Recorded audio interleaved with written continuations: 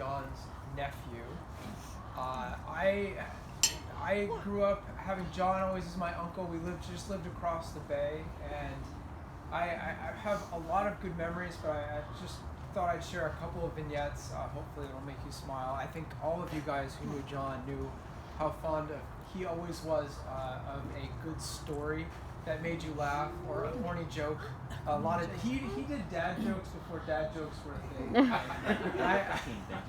As soon as somebody said that was a dad joke, I'm like, I know the king. I know the originator of dad jokes. It's John. But we did some sleepovers every once in a while. I guess my parents were like, hey, Oakland's not that far from Portola Valley, so let's just drop the kids off for the night. So I remember sleeping over at Peter's. And we must have been like 8 years old, 9 years old, and we get to bed at like maybe 9 o'clock at night, and it's the summertime, so neither one of us have school.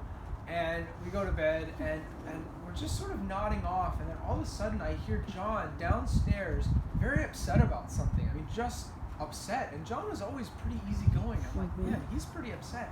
And I'm kind of scared. My family, there wasn't a lot of loud, raised voices, and I'm going, Peter, what's your dad upset about?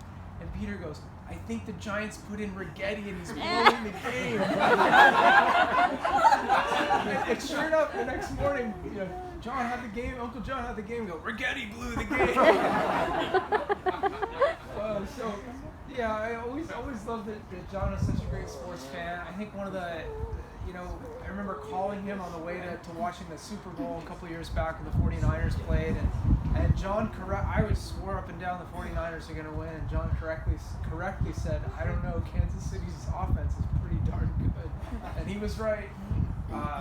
But I also, I echo what Jim had to say. John is always the kind of person who was so interested in your life and was so up to have a debate always about politics and religion for some reason around the family dinner table.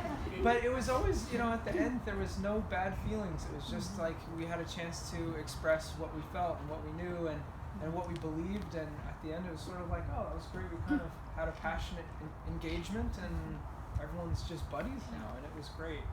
And then the last thing I loved about your dad, Peter, is just we played football all the time. Every time we were at all the big games we went to and throwing the football down at the park, Peter and he'd throw long bombs and play defense and offense. It was fantastic. So I'm going to miss John a lot. Mm-hmm.